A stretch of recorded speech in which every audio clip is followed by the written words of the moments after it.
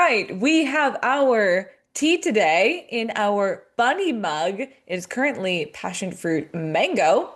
We have our notes. We have sunshine around us. I think we're ready to do this. Hi, everyone. You're tuning in to the Perfectly Powerfully You podcast, a space of epic positivity, radical self expression, and transformational growth. Join me in celebrating this beautiful thing we call life with even greater ease, flow, and authenticity. Hello, everybody, and welcome back to the Perfectly Powerfully You podcast. I'm your host, Nikita, and I trust, hope, and expect you all are having a super duper delightful, stupendous, and wonderful day. The inspiration for today's podcast is all about triggers. I am getting even more curious and mindful about some of the triggers that I have been experiencing as of late and wanting to dive a little bit more deeper into our particular triggers, whatever they may be to you, why they surface, why sometimes they can be more difficult or easier to break in terms of the response to these triggers, and how we can be continuously conscious co-creators of the life that we would absolutely love living by not only becoming even more familiar with our particular triggers, how we can shift them in the moment to be even better suited to the life that we would love living and the people that we are continuously choosing to become, and some tactics that will allow us to do so. So, if that sounds even better to you, then please keep on listening.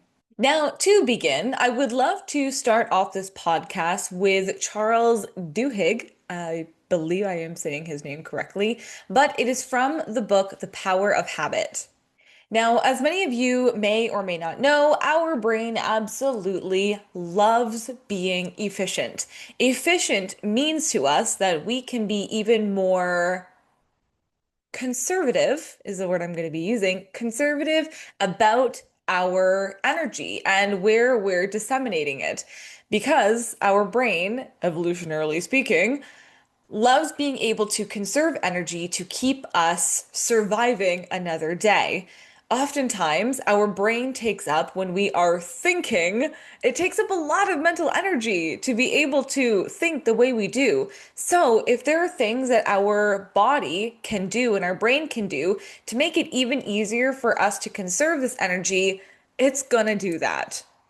Now, I want to talk a little bit more about the habit loop. Again, this is coming from Charles Duhigg from The Power of Habit. Now, our habit loop begins like this. It starts with a cue, then we have a routine habit or behavior, and it ends with a reward. Now, when our cue, routine, and reward loop and or cycle is repeated enough, what ends up happening is our brain, metaphorically speaking and or physically speaking and or realistically speaking, dumps it into what we call the basal ganglia. Now, the job of the basal ganglia is to continue to automate and or repeat habits that we have consciously told ourselves to do. For example, when I get up, cue, my mouth feels dry. Routine, I take a glass of water, I take a sip of water. Reward, my mouth no longer feels dry, instead, it feels wet and satiated. If I repeat that every single morning, get up, drink water, and then my mouth no longer feels parched, then it becomes a routine habit. And this makes it easier for my brain to focus on new and or complex tasks, which is a job of our conscious side of our brain. So originally, when the cue and or stimulus, routine, and then reward became very conscious, takes up a lot of energy, it now gets dumped into the basal ganglia, our automated response, and our subconscious behavior. So then we can free up a lot of mental work. Now, these habit loops can work for or against us. For myself, I will continue to repeat automatically the parched, drink water, feel satiated, because not only do I love being able to flood my body with a healthy amount of water in the morning to stimulate digestion and help clear things out, but also just feel better in general. That's something that I would love to continue. So being aware of it, I just let it be how it is. For some of you who are listening to this video, there might be some habits and or patterns that you're currently experiencing and doing on a daily basis that you don't necessarily love. In which case, what we're going to go through for the rest of the video is being able to be aware of what particular behavior you are exhibiting and how it is being formed in your daily life and how you can more easily shift them to be in alignment with where you would love to be. Now, let's get back to our habit loop. Now, some of the cues might be external and or internal. Externals could be the time of day, your location, an object, or a change in your personal environment. Some internal cues can be a shift in your internal state, some emotional triggers, or some sort of physical sensation. Now, the routine or behavior is something that you automatically do when that particular cue is present. The reward is something that is of benefit to you when you exhibit that particular behavior. Now, a physical reward could be experiencing the taste of chocolate, whereas an emotional or cognitive reward could be the sense of comfort or relief from exhibiting that behavior. For an example, say the weather outside gets a little bit breezier, the clouds come over, and my body starts to feel this cue of being colder. Now, my automatic response is to want to get warmer. My desire is to become warmer. So I'll automatically chuck on a jacket. And the reward is being warmer as opposed to colder. So this feeling of a comfort or sense of relief. Now, let's talk a little bit more about why habits stick. I mentioned a little bit earlier that our brain loves being efficient, and it also loves being not lazy, but lazy. Now, it loves neurological efficiency. This means that once a habit is encoded and or ingrained into our body by repetition, i.e., cue, routine, and reward, it's going to want to do it automatically and on default, which means it stops going from your conscious awareness into our subconscious patterning, and it just becomes something that we do and it feels innate to us. Habits also stick because of the reward prediction. This means that as you continue to cue, routine, and then receive the reward, your brain will start automatically assuming that as soon as the cue happens, the reward is going to be there. This means that as soon as the cue is there, our body starts to crave that particular reward even before the action happens. As an example of this, say you're feeling a little bit stressed out, and you usually eat a bar of chocolate, and the reward is tasting the delicious, delicious sweet chocolate, and you get a rush of dopamine. This means that, say you're feeling stressed out, your body's going to start craving the sweet, delicious, and dopamine hit of chocolate, and so it's going to encourage you to continue to eat the chocolate, which is the routine. Another reason why habits often stick is because of context stability. If you're doing the same thing over and over and over again in the same environment, you're more likely to want to continue this. This is oftentimes why I encourage a lot of my clients when they want to develop new powerful habits is to take themselves into a particular environment and continue to do that same thing over and over again in that particular environment.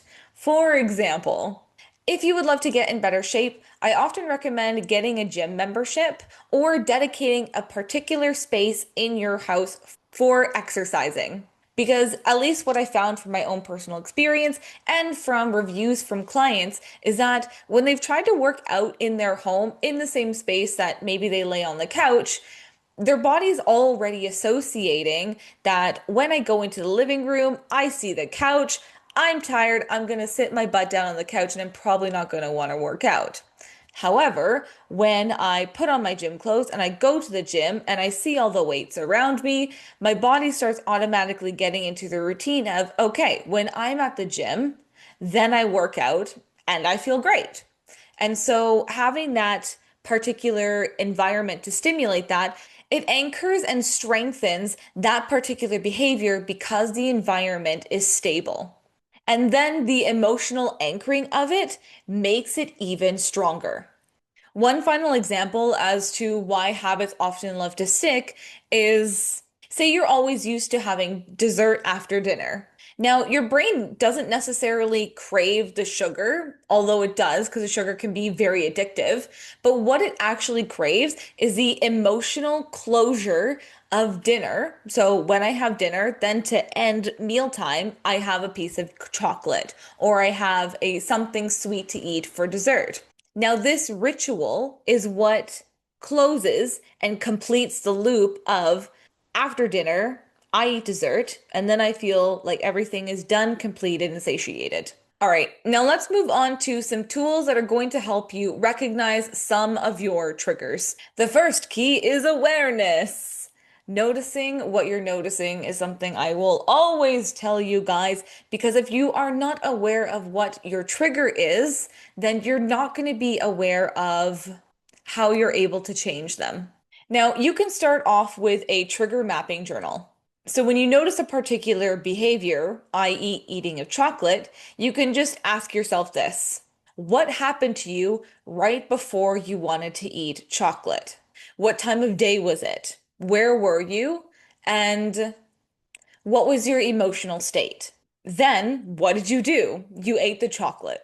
And what was the relief or reward at the end of it? So you're getting used to your habit loop at this point. You're going to notice some patterns that are going to start to emerge, and these are going to be your cues. Next, a tool that you can use is your pause and label technique. Now, when you first feel the urge to do something, I want you just to pause for 10 seconds. And then you're going to silently say to yourself, this craving for blank or chocolate, as an example, is triggered by blank or stress. And this is going to create a tiny wedge in your automated pattern so that you can interrupt it and then shift it. Now, I just want to put a disclaimer here that we're not going to judge the behavior. We're just going to observe the behavior. Judgment, criticism, or blame is going to constrict your ability to shift it in the moment. Now, what we want to do is we want to offer ourselves this feeling of neutrality or curiosity because these patterns and these behaviors are surfacing for a reason. If you feel stressed and you eat chocolate and you feel better, i.e., to your body, that's a win because it kept you alive for another day. And if the cons are starting to outweigh the pros for you, it's not a bad thing that you are eating chocolate. It just is what it is. But if you're coming at it with a place of, oh, well, I noticed that I was having a bit of a stressful day. In this moment, I was feeling some stress. And chocolate is tasty and delicious, so I ate chocolate and I felt better. And in which case, excellent for me. And now, at the level of fact, I would love to offer myself an even healthier option other than chocolate to satiate this feeling of stress. So, oh, I noticed I want to eat chocolate. Why am I wanting to eat chocolate? Oh, I'm feeling a little bit stressed out. All good. Thank you, me, for noticing what I'm noticing, and we celebrate that. Celebration is going to help amplify this shift in your awareness. If you're judging or blaming, it constricts. If you're celebrating, getting curious, it expands, which means that you are more likely wanting to change this as opposed to shame or blame yourself into shifting. That's not going to work over long term because eventually you're just going to revert back to the same habits. So when we allow ourselves a space of celebration and you're doing a really great job, things are going to shift far more easily for you. And finally, some tools that can help you with bringing awareness to some of your triggers is just being aware of your environment. What are you setting up in your space and in your environment that are triggering certain things. For example, is there a jar of candy sitting on your desk versus a bowl of fruit? Are there objects, people, or scents that are triggering certain things for you that are going to elicit a particular behavior? For myself, I noticed that I am very much out of sight, out of mind kind of person. If I really want to do something or I'm encouraging myself to be more active with something, I'm going to put it right in front of my face. For example, I've put my gym gear right beside the door so that I am often looking at it and thinking about it automatically, even when I'm not consciously thinking about going to the gym. I'll see my gym gear, I'll see my yoga mat, I'll see my little rollout foamy. So it triggers, oh, right, my rollout foamy. I'll take this next 5 minutes to help roll out some of my muscles that are feeling a little bit more tense. Or if I'm encouraging my clients to drink more water instead of pop, I'll say just don't keep pop in the house and instead have a delicious cup of water with maybe some mint or some lime or some lemon to make it even more appealing for them to actually want to drink more water. Or just keep your water bottle near you. If there's something that is going to help trigger it, then keep it right in the front of your mind so that you're more likely to stimulate that neural pathway to say, oh, when I see my water bottle, I'm going to drink some water. Now, I want to talk a little bit more about decision fatigue. This is something that I've mentioned in a couple of my other podcasts, but I think it is relevant here, especially when we're working with shifting some of our triggering behaviors. Decision fatigue is, in a nutshell, you have so many choices that your brain is working really, really hard and listing off the pros and the cons for why to do this, why not to do this, and basically you just can't come up with anything, so you default back to your norm. In order to avoid this and or help yourself, especially in the realm of either healthier eating or shifting some triggers in. Now, in order to help this, we are going to reduce the amount of decisions that we actually have to make. Now, for example, when I'm working with some of my clients or even for myself in my day-to-day life, especially when it comes to eating more vegetables, I will pre-chop all of the vegetables that I'm going to use over the next several days. Now, not only does this help me bulk the amount of vegetables that I'm willing to eat, but it also means that when I'm having a busier day, everything's already done for me. So I've taken away the decision to eat or not eat vegetables. One, because they're already in my fridge. Two, I've already taken the 5 minutes on a Sunday or Wednesday or whenever I need to do it to already have all my vegetables chopped so that all I need to do is open up the lid, toss it in a bowl, mix it together, and I have a salad. Or I can crumble, like, and stick them all in a pan, crumble up some feta and some tofu, and I have myself a cute little scramble. Now, being able to do all that bulk work makes it easier for me on the days where I don't necessarily have the same amount of time.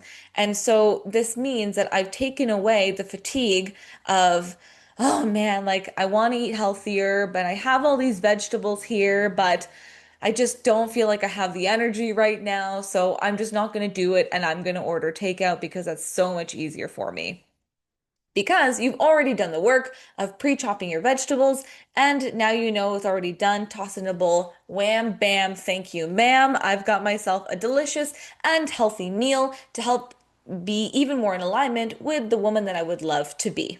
Something else that will help with decision fatigue is prioritizing your big decisions first, and I recommend doing them at the beginning of the day.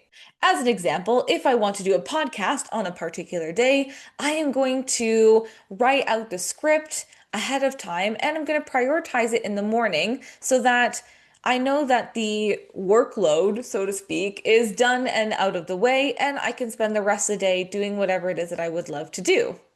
Or if I know that I want to, or for some of my clients, if they want to reach a certain step goal or an exercise goal, I recommend fitting it in their schedule wherever is most convenient for them, but pop it in your calendar. Know that you're actually going to be doing it on that particular day. And I would also recommend to actually pop at a specific time and block it out. If you know that you're tired after work and you are not going to want to go to the gym, then if you're able to and it works with your schedule, put it in first. Then you know that you feel so accomplished for the rest of the day and you know that it's done and out of the way. So when you're at home, it's already done. You can kick up, like put your feet up and just relax knowing that you have already done it. And that satisfaction, that empowered feeling will even more enhance the desire to do it again. So if you're looking to get even better shape or you're wanting to feel more flexible, do it in the morning when your mind is clear, you're feeling more revved up, you're energized, you haven't given away your spoons yet, such as little tasks, so that you're more likely to do it. You can also offer yourself in terms of reducing the amount of decision fatigue is some if-then rules. For example, if I'm feeling a little tired or if I'm feeling a little constricted or stressed out, then I'm going to take 10 minutes to meditate, or then I'm going to take a 10-minute walk and just reset. When you offer yourself and you again visualize it, we'll get into that later. But when you start to pre-program and set yourself up in this way, you're priming your brain and your body to already want to respond in that way. And finally, pre-decide your temptations. A lot of my clients, in terms of their temptations, it often has to do with some healthy habits versus what we deem as unhealthy habits. I would love to also emphasize here that we want to be neutral about particular habits because neutrality offers a space to be able to implement things with a lot more ease and grace and flow. When we start to label, and this is a totally different podcast, but I'll just deep dive into it a little bit here. When we start to label things as good or bad, we start to assume things about ourselves that we become good or bad when we start to do them. So if we say, drinking water is good and drinking Coke is bad, then, for example, every time we drink Coke instead of water, we deem ourselves as bad. But everything again is neutral. So I just want to label that and disclaim that right now that there might be some things that are for an even greater version of you and your health, and one that might not be at the same level, but in essence, they are neutral. So not only being clear on who it is you want to be, and again, check out some of my other videos for visualizing the version of you who's already living the life that you would absolutely love living. Being clear on who it is you want to be and continue to lean into is going to be an important factor to help you with these habits and behaviors to align yourself with a particular lifestyle that you would love to continue to create. But for just right now, we are focusing on triggers and behaviors that you would love to implement and or eliminate altogether. Now, one of those in terms of pre-deciding your temptations could be not keeping chocolate in the house. If you know that you're going to be experiencing a heavy load day, and normally, in order to help calm yourself down, you're like, I'm gonna have a piece of chocolate. Maybe don't have the chocolate in the house. Or if you are going to have the chocolate, then maybe opt for something instead of milk chocolate, have dark chocolate. It's a lot more satiating, and you'll, in the end, have a little bit less of it, which will satiate your desire for chocolate while also offering yourself something a little bit, I'm going to put this in quotes, a little bit healthier to offer that to your body. Now, let's learn how to shift the habit loop. Charles Duhigg mentions the golden rule for habit change. This means that we keep the cue, we keep the reward, we shift the routine and or behavior. Step one is identify why you're doing what you're doing. What is the true reward for experiencing and or doing that particular behavior? Are you looking to distract yourself, to comfort yourself, or to give yourself some energy boost? Step two would be to keep the cue, i.e., the trigger, and to start to experiment with new ways that you can work with that particular cue and to change the way that you're going to experience the reward. And step three is just rinse and repeat. And if you're getting that particular reward, then just keep doing what you're doing. Now, for an example, if you are feeling stressed, this is the cue. The old routine might have been to doom scroll on social media, and the reward was distraction. Now, the cue stays the same. You're feeling a little bit stressed out. New routine, maybe you take a 10-minute walk. You get a little bit of a mental reset or distraction, but it's more in alignment with who you would love to be and the routine that you would love to keep. Now, how do we amplify this new routine and or shifting of the loop by working with our mind even more? Number one is just be mindful. Our ability to notice what we're noticing is going to help us when we're experiencing some behaviors that may not be in alignment with who we say we want to be. I will often insert here that taking some moment for mindfulness in terms of some breath work techniques, or maybe some meditation, or just some pausing during your day is going to be so helpful. If you are oftentimes a go, go, go kind of person and you're not taking the time to really notice when you're doing things, slowing it down a little bit is going to help you notice a little bit more about what's going on in your body, your mind, and your particular behaviors. So, mindfulness is going to be very important here. Now, I mentioned before that implementing some techniques and some intentions is going to help you pre-plan your decision making. This is again going to help with some decision fatigue. For example, if I feel stressed out, then I'm going to go for a 10-minute walk. Another one that you can use is visualization. Remember the version of you that you would absolutely love being, the version of you that's at the top of their game.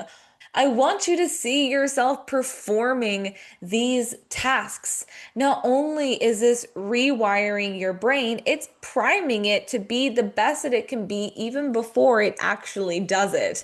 So it saves a little bit of mental work for you because you're already doing it. If you know that the version of you is taking care of their body in a way of nourishing it with even more vegetables, then see yourself going to the grocery store, having a really good time going through the aisles and picking out beautiful, colorful, rich vegetables that excite your body and say, oh my gosh, I'm so excited to eat this. See yourself coming home and putting it in the refrigerator or chopping it up already. See yourself making a delicious salad that excites your taste buds. And then knowing that when you're eating it, you're saying, this is who I am being. And I am looking forward to not only tasting this delicious salad or stir fry or whatever you're making, but I'm also looking forward to the benefit of how my body is going to look when I consistently repeat this. Remember the basal ganglia and how our brain wants to chuck these behaviors into automated responses. If you're able to continue to repeat this neurologically and with your beautiful mind space first before it ever becomes a physical thing, then it becomes easier and subconscious. 95% of our behavior is unconscious or in our automated behaviors. So the more you're able to readily practice this, the easier it's going to become. So when the trigger comes up, the automated response is already pre-programmed into your habits. And something else I want to mention right before we leave is your reframing of your self-talk. You don't have to do any of this. So, something that may come up for you is, I have to break this habit. The have to meaning that there is no choice for you. And that feels really constricting. But if you reframe it from, I have to do this, to, I'm learning a new default or I'm choosing to do this, not only does it feel even more empowering to your body, but it also encourages you to say, I absolutely am the conscious co-creator of the life that I would love to live, and I'm choosing to make this my new default. This eases the resistance in your body and goes from shame, blame, guilt to curiosity, love, and self-respect. All right, so some key takeaways from this podcast are number one, our habit loop. It starts off with a cue, a routine behavior, and then a reward. Let's plan for decision fatigue by making it easier for us. Bulk prep some things if you need to, like chopping up your vegetables to make it even easier for you to make yourself a salad. Pre-plan in your agenda to know that you're going to be doing something and do it the night before if that feels easier. By pre-planning and simplifying, you are protecting your energy, and it makes it even easier for you to implement some new habits by just getting rid of the energy overload that originally might have been present. And finally, mental rehearsal. By doing it already and teaching your brain that this is what you're going to be doing, you're going to allow yourself to basically dump it into your automatic responses and make it easier for your conscious brain to focus on other new and more complex tasks. All right, everybody, that is episode 7 on training our mind for new habits. How are you feeling? I hope and expect that you are feeling even more empowered with your ability to not only recognize some of your triggers and habits, but your ability to shift them in the moment and progressively over time. As conscious co-creators of the life that we would absolutely love living, we are continuing to up-level ourselves, and there are going to be some things that are for or against the version of us that we would absolutely love living. If you would love to learn even more about some of the paradigms and or automatic responses, behaviors, and thinking patterns, then please check out my new paradigm busting series that allows you to become even more familiar with some of your automatic responses and your ability to shift them with even greater ease and flow and permanency. I will link that down below. It is $35 for the entire series, and it is something that you will have for life. And if you would love a free download of the Paradigm Emergency Plan, i.e., the PDF that I've created for you guys, for when you're noticing a particular pattern and you would love to plan for it, then just reach out to me and I will include that in your guys' direct message. And it would be my absolute pleasure. Now, I trust, hope, and expect that you all are going to have a super duper delightful rest of your day, and I look forward to talking with you all very soon. Thank you all for joining me today because it has been my absolute pleasure to be here with you. Make sure to give this podcast a 5-star review and share it with all your loved ones because it helps in creating even more awesome content. If you're interested in learning how to effortlessly create even more health, vitality, and time and money freedom, sign up for my free monthly vision workshop live over Zoom. Until then, I hope you all have a powerful day, and I look forward to chatting with you all real soon.